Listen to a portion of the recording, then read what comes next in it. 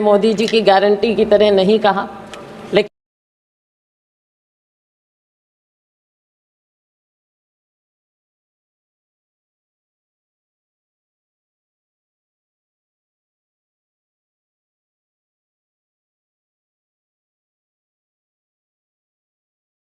हमारे नेता राहुल गांधी जी ने पूरे देश में जा जाकर लोगों को गले लगाकर उनकी दुख तकलीफ समझकर इस मैनिफेस्टो को सबके साथ मिलकर तैयार किया और इन्होंने हमारा मैनिफेस्टो पढ़ा, अपनी गारंटी को साइड में रखा और हमारे मैनिफेस्टो को लागू किया। मैं इनकी बहुत शुक्रगुजार हूँ। अब मैं इस बजट को क्या बोलूं? कुर्सी बचाओ बजट बोले, विकसित बजट नहीं लेकिन विचलित बजट बोलें, या फिर एक और जुमला बजट बोलें, क्योंकि फिर बार बार हमें जुमले नज़र आते हैं इसमें। आपने 4 लोगों की बात की, लेकिन ये 4 कौन लोग हैं? गरीब, महिलाएं, युवा, हमारा अन्नदाता किसान। लेकिन इनकी गिनती कैसे हो? क्या मालूम पड़े कौन क्या है? क्या मालूम पड़े कि ये योजनाएं किसके लिए बनाएं? क्या मालूम पड़े कि टारगेट ग्रुप कौन है? अगर आप कास्ट सेंसस नहीं करेंगे, अगर आप सेंसस को सार्वजनिक नहीं करेंगे, राहुल जी ने, हमारे नेता ने मांग की कि सेंसस किया जाए, कास्ट सेंसस किया जाए, लेकिन ये सरकार चुप्पी साधे। एंड आई वंडर कि इसके बारे में इनके सहयोगी नीतीश कुमार जी क्या कहना चाहेंगे कास्ट सेंसस के बारे में। उन्हें तो बहुत कुछ मिला है, लेकिन सर ये बजट है किसके लिए ये भी तो पता चले। क्या केवल 2 राज्यों को ही उन पर मेहरबानी हुई है, या पूरे देश पर भी कुछ नज़र डाली गई? ऐसा नज़र नहीं आता कि 2 राज्यों के अलावा कुछ दिखा हो, या फिर भाजपा शासित प्रदेशों के अलावा कुछ नज़र आता हो। सर मुझे याद आता है कि जब माननीय प्रधानमंत्री जी मोदी जी माननीय मुख्यमंत्री होते थे और उस समय हमारी सरकार थी और वो एनडीसी की मीटिंग में आते थे, अब तो खैर एनडीसी भी नहीं रहा, और वो हमेशा कोऑपरेटिव फेडरलिज्म की बात करते थे। अब शायद वो शब्द पूरी शब्दावली से निकल चुका है, कम से कम भाजपा की और सरकार की शब्दावली से निकल चुका है। लेकिन 2 राज्यों को भी मैं थोड़ा आगाह करना चाहूँगी। नीतीश जी तो हमारे साथ पुराने रह चुके हैं, 10वीं लोकसभा में थे, सब समझते हैं। नायडू जी भी बहुत अनुभवी हैं, राजनीतिज्ञ हैं। इनकी बातों पर ना जाएं। आज बेशक लगता हो कि बहुत कुछ दिया है, लेकिन नज़र फेरते देर नहीं लगती, तो इसलिए उनको भी मैं आगाह करना चाहूँगी। आज खुशियाँ मनाएं, लेकिन समय बदलते देर नहीं लगेगा सर। तो ये जो बजट पेश किया गया, इसमें जो इन्होंने गारंटी की बात की, शायद लोगों को विश्वास नहीं हुआ और इसीलिए 303 से लेकर 241 पर आ गए। विश्वास पैदा करना इनका काम है। इन्होंने विश्वास खोया और तभी ये डाउनस्लाइड हुआ। आज के दिन भी जब बातें होती हैं बजट में, हम सुनते हैं तो ऐसा लगता है कि कुछ पर मेहरबान और बाकियों को दरबान बना दिया गया है। दरवाजे के बाहर खड़े रहो, अगर मेहरबानी होगी तो शायद आपको कुछ मिल पाएगा। सर जब प्राकृतिक आपदा की भी बात होती है, भाजपा शासित प्रदेशों के लिए तो सेंट्रल असिस्टेंस की बात की गई बजट में, लेकिन हिमाचल प्रदेश की जब बात हुई तो एक्सटर्नल एजेंसीज़ की बात आ गई वहाँ पर कि उनके माध्यम से मदद की जाएगी। ऐसा भेदभाव क्यों? ये नहीं होना चाहिए और इसकी हम घोर निंदा करते हैं कि आप सबके साथ ऐसे भेदभाव। और फिर एक बात और सर, हरियाणा, महाराष्ट्र, झारखंड और शायद जम्मू कश्मीर चुनाव की ओर जा रहे हैं, पर ऐसा लगता है कि सरकार ने पहले ही हार मान ली।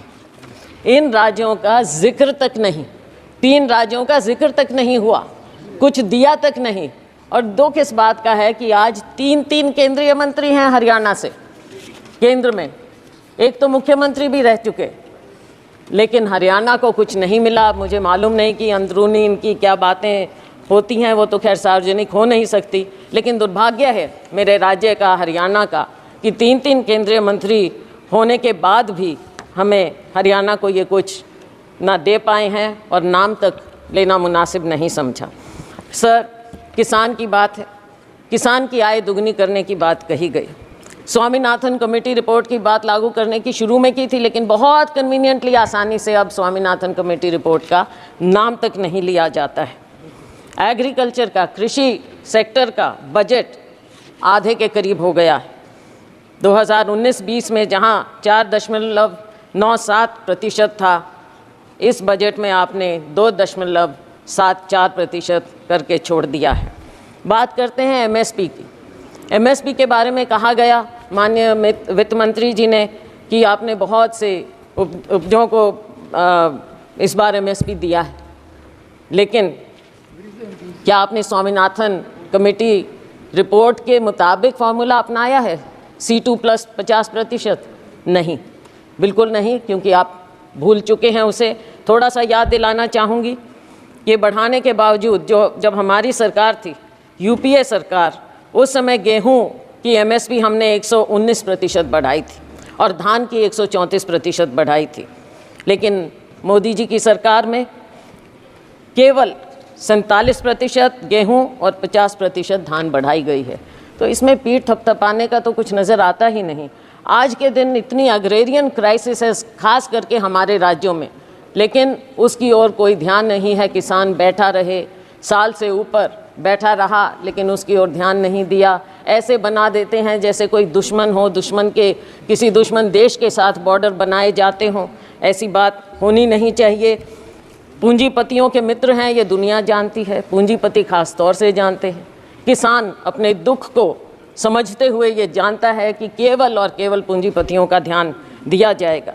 सर, आज हमारी सरकार में 72,000 करोड़ रुपया हमने किसानों का कर्जा माफ़ किया था, लेकिन आपने अपने पूंजीपति मित्रों का 16 लाख करोड़ रुपया माफ़ किया। किसानों की ओर कोई ध्यान नहीं। शायद आपको लगता है कि किसानों का कर्जा माफ़ करेंगे तो वो आलसी हो जाएंगे, पैदावार नहीं करेंगे, काम नहीं करेंगे, शायद यही शंका है, मैंने पढ़ा कहीं पर।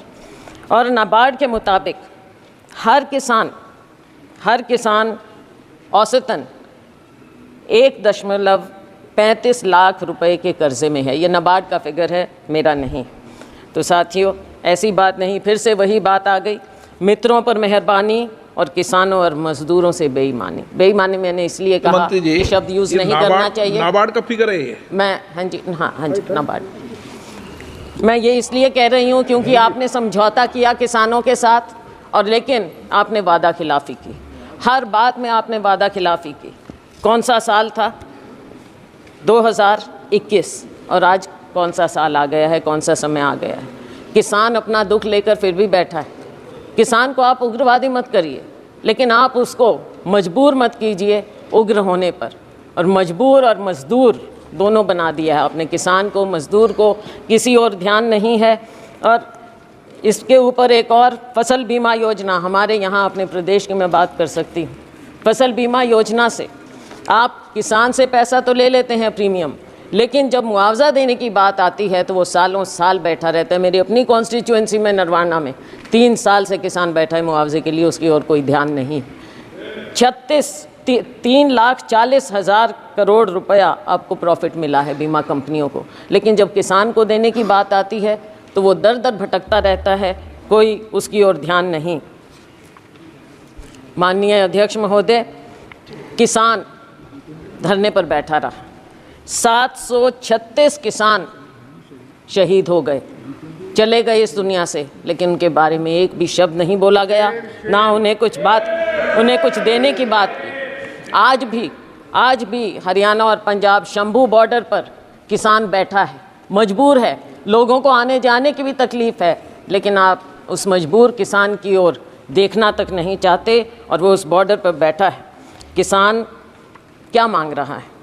आप एमएसपी देने की बात करते हैं, लेकिन बात तो लीगल गारंटी की है। इस वादे को क्यों नहीं याद करते? किसान को जब तक आप लीगल गारंटी नहीं देंगे उसके एमएसपी की, तब तक आप किसान के साथ इंसाफ नहीं कर सकते। और ये किसानों से आप पूछ लीजिए, हम जिस अन्नदाता की आपने बात की, अगर अन्नदाता कमज़ोर होगा तो ये देश कभी आगे पनप नहीं सकता, ना किसी का विकास होगा और ना ये विकसित भारत हो सकता अगर किसान और मजदूर इस तरह से मजबूर हो जाएगा।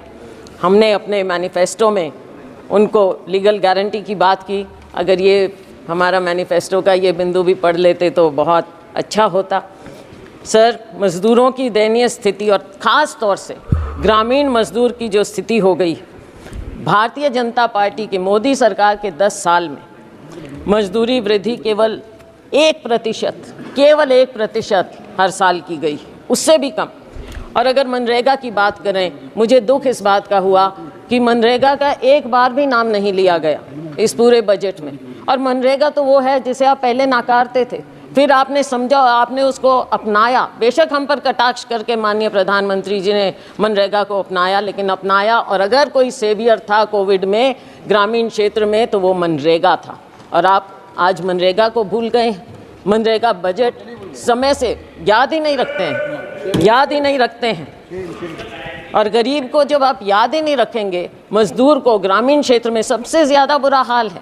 किसान का और ग्रामीण मजदूर का, खेती और मजदूर का चोली दामन का साथ है। आपने दोनों को भुला दिया है। देश कहाँ आगे जाएगा? केवल पूंजीपतियों के लिए। ग्रामीण क्षेत्र में भी आपने पूंजीपतियों को घुसा दिया, और वो भी बड़े बड़ों को। साइलोज वहाँ पर लग गए, वहाँ पे मजदूर भी। मंडियों में मजदूरों का बुरा हाल है। आज वो बेरोज़गार हो गए हैं। आज उनको 3 हज़ार रुपया महीने का मिलता है।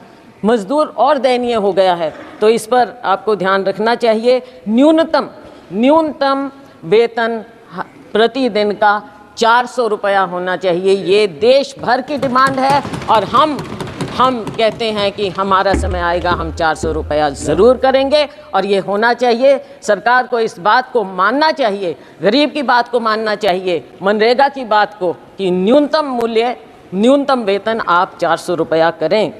आप गरीब को भी 5 किलो अनाज देकर कृपया लाइन में ना खड़ा करें, उसे उसका हक दें, उसको ऊपर उठाने की बात करें, ना कि केवल आप कहते हैं कि 80 करोड़ रुपए लोगों को दे रहे हैं। तो क्या 80 करोड़ लोग लाइन में लगे रहेंगे? हमेशा गरीब रहेंगे और अमीर होता जाएगा, जीडीपी बढ़ता जाएगा। किसके लिए? केवल आंकड़ों के लिए। और सर, महंगाई की बात मुझे याद आती है। सुषमा स्वराज जी बहुत सम्मानित, हमारे पूरे सब उनको मानते थे, नेता थे, भाजपा की बहुत वरिष्ठतम नेताओं में से थी। मुझे याद है जब बजट एक बार पेश किया गया और उसमें उन्होंने कहा, प्रणब मुखर्जी साहब वित्त मंत्री थे, और उन्होंने कहा, दादा आंकड़ों से पेट नहीं भरता। मैं ये याद दिलाना चाहूँगी सत्ता पक्ष को कि आंकड़ों से पेट नहीं भरेगा।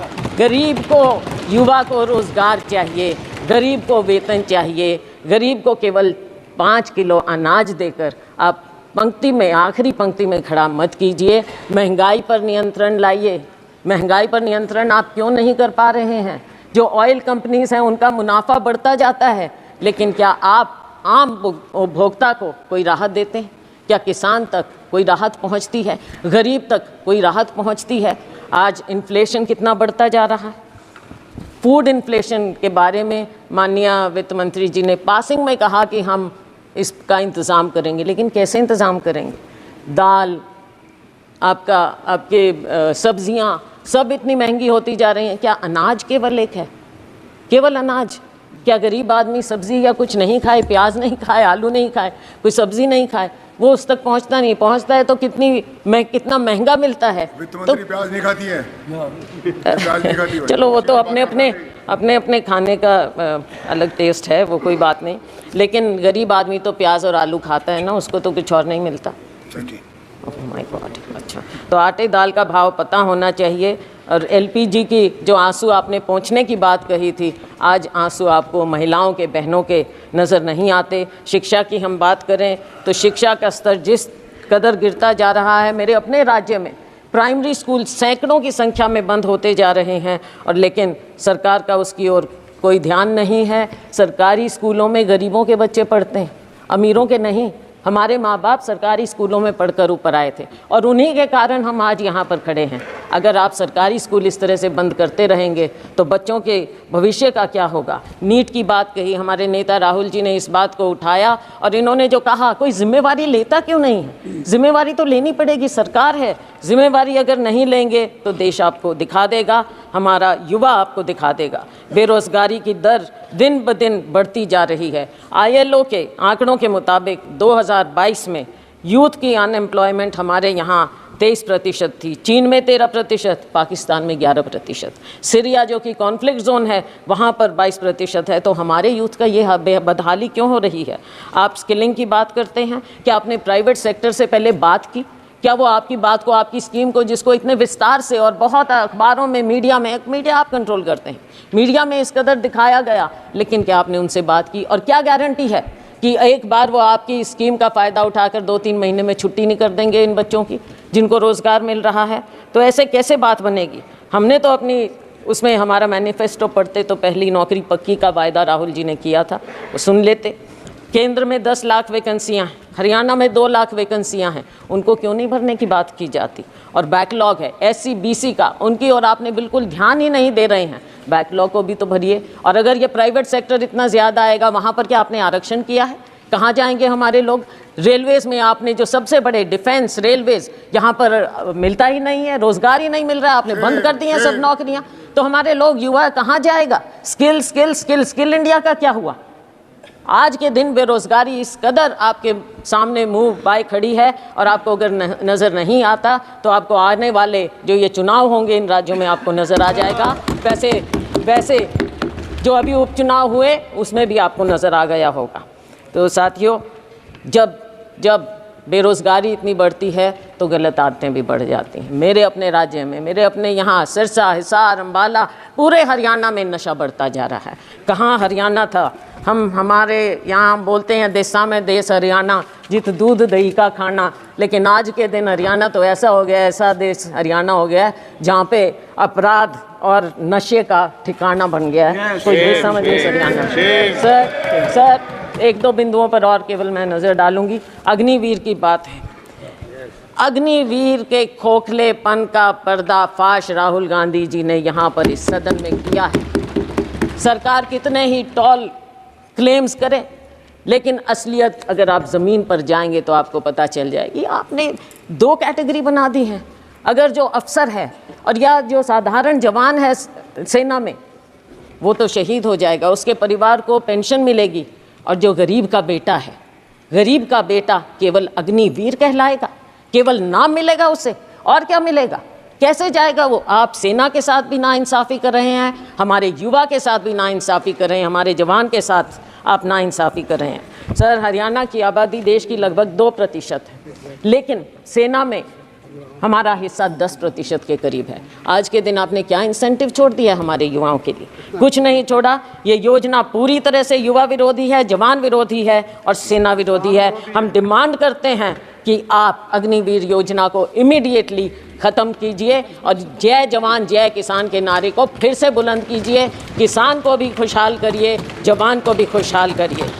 सर, SC BC की बात मैंने कही, ना बैकलॉग ख़त्म किया जा रहा है और ना नई नौकरियां मिल रही हैं, ना प्राइवेट सेक्टर में कुछ इनके लिए है, और ना इनकी scholarship, pre matric, post matric scholarship के साथ जिस तरह से नाइंसाफ़ी की जाती है, समय पर बच्चों को दिया नहीं जाता। हरियाणा में मेडिकल 9,000 से ज़्यादा, 10,000 के करीब स्टूडेंट थे, 3-4 साल से नहीं दी उनको स्कॉलरशिप। जब चुनाव आया तब आपने रिलीज़ की। इसमें भी राजनीति, गरीबों के साथ, हमारे SC BC के साथ भी राजनीति आप ऐसे करेंगे? क्या इतनी किल्लत है पैसे की कि आप गरीब से गरीब को उसकी स्कॉलरशिप नहीं देना चाहते? डॉक्टर अंबेडकर स्कॉलरशिप से आगे बढ़े थे। डॉक्टर अंबेडकर इकोनॉमिस्ट थे, लेकिन अगर आप बच्चों को मौका ही नहीं देंगे, वो कहाँ से आगे निकलेंगे? माननीय सदस्य, ये संसद है, हरियाणा विधानसभा नहीं है। सर, इसका जवाब कैसे देंगे? सर, बजट है। सर, बजट तो है। बजट में राज्य की अनदेखी हुई है सर। सही बात कहना सर, आपको भी राजस्थान से प्यार होगा सर। सर, आप अध्यक्ष हैं लेकिन राजस्थान से प्यार रखते हैं। राजस्थान विधानसभा बोलूँगा। सर, आपने स्पेशल कंपोनेंट प्लान खत्म कर दी, सब प्लान बंद कर दिया और सारे फंड्स डाइवर्ट किए जाते हैं। अब 1 आध दिन पहले हिंदुस्तान टाइम्स में रिपोर्ट थी, मध्य प्रदेश में मध्य प्रदेश में फंड्स डाइवर्ट कर दिए जी। किस चीज़ के लिए? गौशालाओं के लिए। गौशाला और SC ST का उससे क्या लेना देना, लेकिन SC ST के फंड्स आप गौशालाओं में दे रहे हो, तो ये कहाँ से ये डाइवर्जन हो रहा है? सरेआम डाइवर्जन हो रहा है। क्यों डाका डाल रहे हैं गरीबों के बजट पर, SC ST के बजट पर? सर, जहाँ तक कि हेल्थ की बात है, हेल्थ का एक्सपेंडिचर भी गिरता चला जा रहा है, और पिछले समय में 2% के करीब आपने 2 साल बजट एस्टिमेट्स में और एक्सपेंडिचर में फ़र्क आ गया है सर, तो आगे वो गिरता ही चला जाएगा। और सर, आपकी कमिटमेंट हेल्थ सेक्टर में कोविड में देखा, लेकिन उसके बाद भूल गए। मैं एक और, आप सर बुरा नहीं मानना, अपना राज्य होता है, थोड़ा सा मेरे को बोलने दीजिए। सर, हरियाणा में माननीय प्रधानमंत्री जी ने फाउंडेशन स्टोन रखा था आयुष यूनिवर्सिटी का, क्या हुआ उसका? आज तक एक पत्थर नहीं लगाया कुरुक्षेत्र में, एक पत्थर। माननीय वित्त मंत्री जी पता करें। और सर, सिरसा में मेडिकल कॉलेज का नींव पत्थर माननीय प्रेसिडेंट साहब ने, राष्ट्रपति महोदया ने रखा, वहाँ भी टेंडर तक नहीं हुआ है, तो कैसे होगा? ये हेल्थ के प्रति है। आप बच्चों के बारे में एक शब्द नहीं। कुपोषण सबसे ज़्यादा हमारे ग्लोबल हंगर इंडेक्स के मुताबिक 2023 के मुताबिक 125 देशों में इंडिया की दर 111 है। पिछले साल 107 थी, इस साल 111 पर हम आ गए हैं। भूखमरी, कुपोषण बच्चों के लिए क्या हो रहा है? अब वर्किंग महिलाओं के लिए, महिलाओं की बात अगर हमारी बात सुन लेते, राहुल जी ने प्रॉमिस किया कि हर गरीब परिवार में हम एक महिला को 1 लाख रुपया देंगे। अगर आप दे देते महिलाओं का, तो अपने आप उद्धार हो जाता।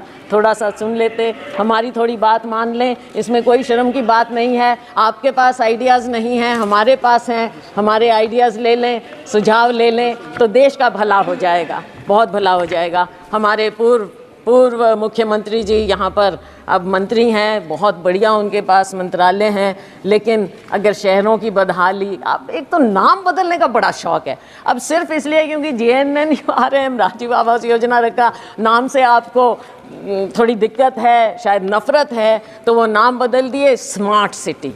अब सर, स्मार्ट सिटी फरीदाबाद में, आप अगर 2 कदम पर है Faridabad, it is an overgrown urban slum.